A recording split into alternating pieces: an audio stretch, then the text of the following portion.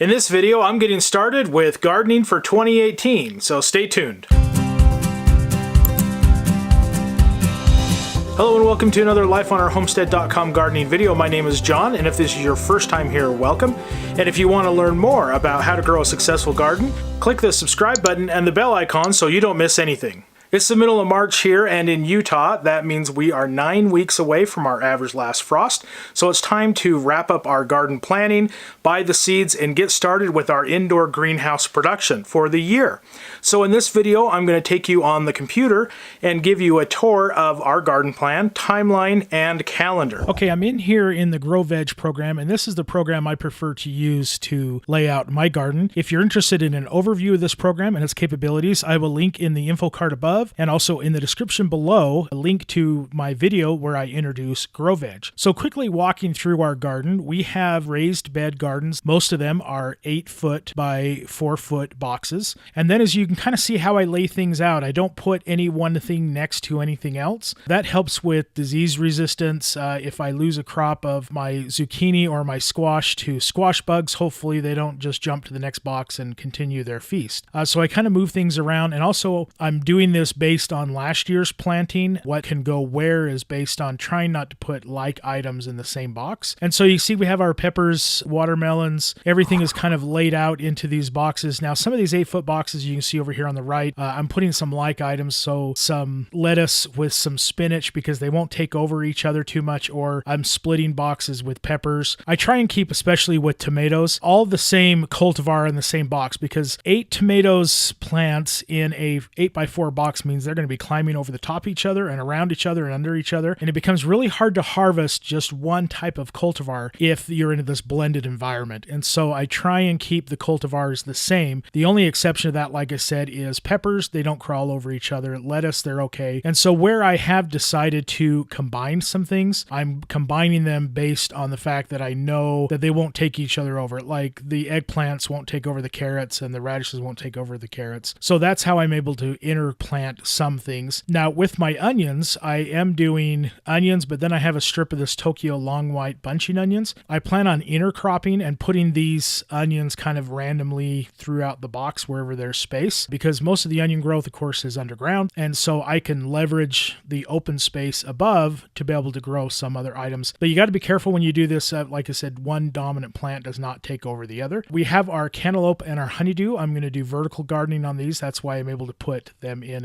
such a small space. And the same thing, I believe, with the watermelon. Now below, I have some 4x4 boxes. This is the only reason why I have these is because I came to the end of my garden and I still had a little bit of space, and so I wanted to maximize it. So if you do your whole garden in 4x4s, you're going to end up having about as many walking space as you do planting space. So that's why the 8x4 box works best. But the 4x4 boxes, I've really enjoyed these, and I might actually try and find another place to build some more, because I can get a small set of cultivar, like say my big boy tomatoes or my sun sugars or some other stuff, my cherries. I can put them in a 4x4 box and they won't overgrow and take over another type of plant. So that's where you can take advantage of the 4x4. So now let me switch to our garden timeline. This is our timeline that we now take all of these items and put it into a Google Sheet. And I made a specific video on how I do this in Google Sheets. You can do this in Excel or any spreadsheet program. So I'll link right now in the info card above and the description below where you can watch my video on introduction to this. So this is essentially my plant base, and I use this when I just went and bought seeds. And so this helps out.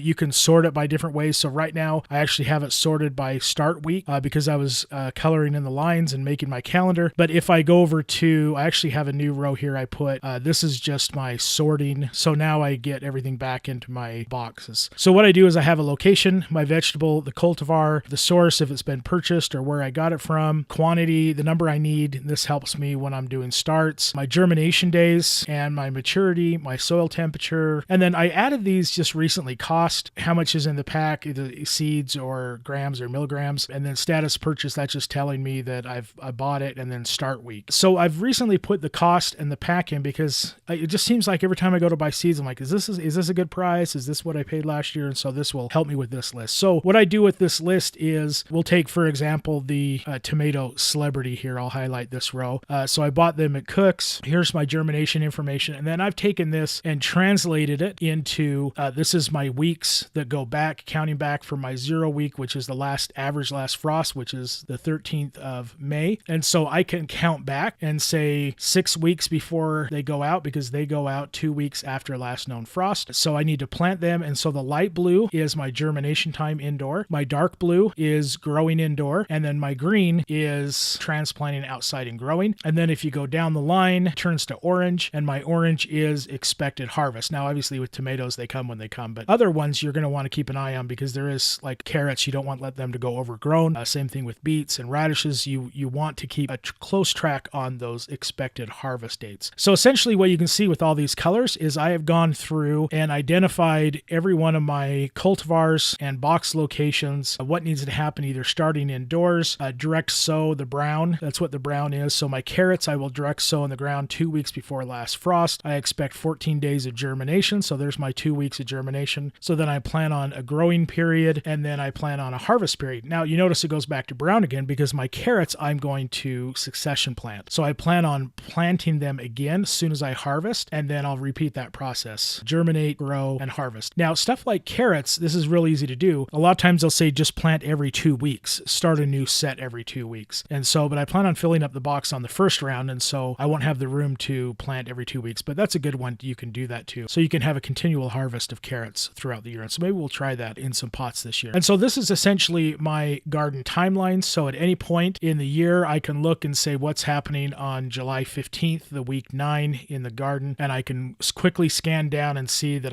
what I need to be doing at that point in time. So my last step is, now that I've done my garden layout in Grow Veg, I've done my garden timeline in Google Sheets. Now I'm going to use Google Calendar as my appointment system for the garden, and also my gardening journal. So once again, I did make a video on this also in this step process that I've done. And so I'll link in the info card above, in the description below. You can watch my video on how to set this up. So I'll just give you a quick overview. I've put garden week 0. So my last frost is on April 7th. And so I always go ahead, because that's a 50% probability. So that means that's only going to be right half the time. And so when you're at 50% probability, your last frost can come clear down here or clear up into April like it might this year. So my garden week 0. So I make an appointment all week, and that's my 0 week. And then I count backwards: week -1, -2, 3, 4, 5, 6, 7. So everything I do is based on when my 0 week is. That helps me appropriately track the time when to start things indoors or plant things outdoors. But it also helps you here on this YouTube channel, because no matter where you are, if I talk about I'm in week 5, then you just translate that into where you're at, where your week 5 is, versus me telling you what I'm doing in April, which may not translate very well to a person in California that has a much different timeline. So everything I do here on the gardening channel is based on these weeks. So right now we're sitting out here in -9, which means it's time for me to do my herbs and my Brussels sprouts. And then every week on Sunday, I'll make an appointment. So everything in green is one calendar called Garden Week. And then everything in orange is another calendar called Garden Tasks. Now, the reason why I did this is because this is going to blend in with my work calendar and my family calendar. And so I don't want to be seeing Garden Week -9 all week in my calendar on my phone and at my desk at work. So, but I do want to see those appointments that tell me when things should happen. So I put them on 2 different calendars, and that's something new that I've done this year. So I can map out the garden weeks, and then I can also map out my appointments. So as you can see here, we're at Garden Week -9. It's time to do herbs and Brussels sprouts. And then next week is cabbage, eggplant, spinach. So I have sow indoors. And then I have appointments, say, right here on the 15th to check germination of the tomatillos and the tomatoes. And so that helps me know when I should check germination, say they should have come up by now. If they haven't, I might have had a failure and I need to start over.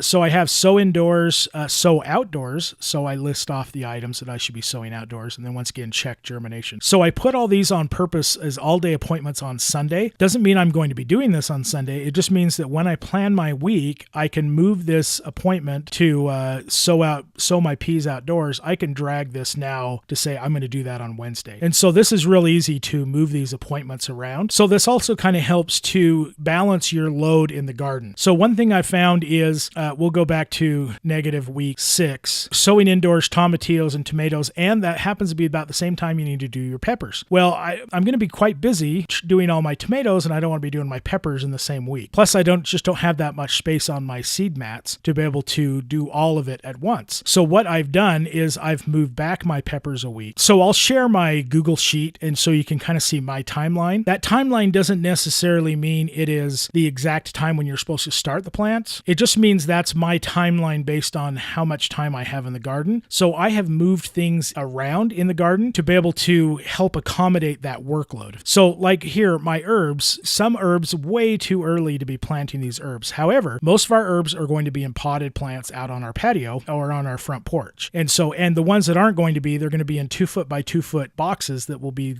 lifted and moved to the garden. So this means I can go ahead and start these herbs early, get them going, get them moved out of the indoor greenhouse to some other space, and then I have more space in my indoor greenhouse later on in the year. So sometimes it's a work balance issue where how much time do I have that week, and other times it's just a matter of space in the indoor greenhouse or outdoor greenhouse. So that's why you'll see sometimes on my timelines I've moved things around. They might not necessarily be the best time, but they're the best time for me. So between Grow Veg, Google Sheets, and Google Calendar, this helps me do all of the planning now. And so essentially all I need to do is use this list here, and I go shopping for seeds, and I know exactly what I need. If I was buying transplants, which I may need to if I have some crop failures in the indoor greenhouse, I will know exactly how many plants I need. And then moving all this to a timeline and a calendar takes all the planning and puts it into an easy to consume calendar appointment. So now I don't need to be thinking when things get busy in May and it's the summer and there's vacations and there's things going on and dance recitals. I don't need to be thinking, what did I forget to plant or what deadline did I miss? So all of this is an ease of mind and a better way to manage your garden. So when you are in the summer, you can spend more times outdoors in your garden instead of sitting back on your computer trying to remember, did I miss a key planting deadline for a certain plant?